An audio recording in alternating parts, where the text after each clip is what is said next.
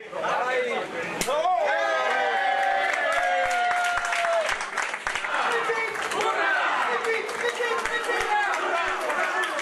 brindisi e i cori in piazza. A Vittorio Veneto un successo di queste proporzioni al primo turno non se l'aspettava nemmeno la Lega, quasi colta alla sprovvista da quel 56,37% che ha più che doppiato il risultato del centro-sinistra. Una vittoria chiara già poco prima delle 18, quando a 28 sezioni scrutinate su 33 si è avuta la certezza matematica. Toni Miatto è il nuovo sindaco e nella sede del Carroccio scatta l'applauso.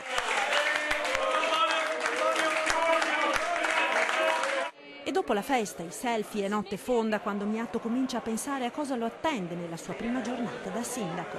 Ho già un problema col palazzetto dello sport, che è stato occupato contemporaneamente da più squadre con manifestazioni importanti che vanno a coincidere.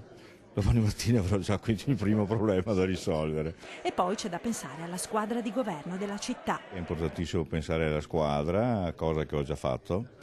Mi manca solo il chiedere la disponibilità delle persone che ho pensato che dovranno aiutarmi come assessori o anche come consiglieri delegati, perché appunto la nostra città rasenta i 30.000 ma è sotto i 30.000, quindi dovrò accontentarmi di 5 assessori. Assessori che verranno affiancati nella squadra che Miatto ha in mente dal team di giovani che lo ha sostenuto nella campagna elettorale. Formeranno delle squadre a supporto degli assessori.